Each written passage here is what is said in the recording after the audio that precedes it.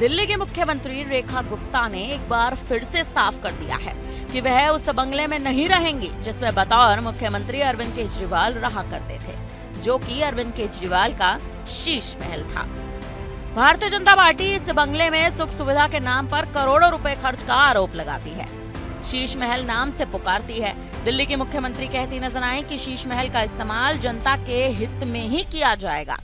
उन्होंने इसके लिए 3 विकल्प गिनाते हुए ये भी कह दिया कि इसे नीलाम भी किया जा सकता है।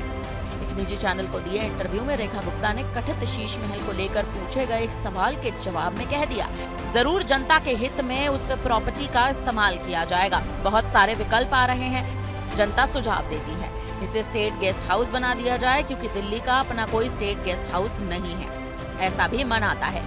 इसकी नीलामी करा दी जाए और जितना पैसा मिलेगा उसे वापस सरकारी खजाने में जमा करा दिया जाए, ऐसा भी आता है। इसको जनता के लिए खोल दिया जाए, लोग आएं और देखें, कुछ भी संभव है। हम विकल्पों पर विचार कर रहे हैं। इससे पहले रेखा गुप्ता ये भी कह चुकी हैं कि शीश महल को म्यूजियम बनाने पर भी विचार लगातार चल रहा है। सीएम रेखा गुप्ता ने इस इंटरव्यू के दौरान ये भी साफ कर दिया कि वे शीश महल में नहीं रहना चाहती। उन्होंने कहा कि शीश महल रहने लायक नहीं है, हमारी आत्मा ये गवाही नहीं देती। जो जनता को नोच कर पैसा इकट्ठा किया गया है, महल बनवाया गया है, उस घर में मेरे लिए रहना संभव नहीं है।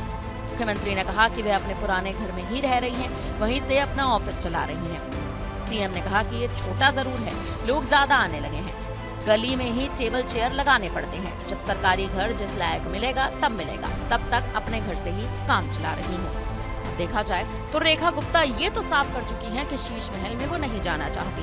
अरविंद केजरीवाल का शीश महल आखिर किस स्थिति में बनता नजर आएगा?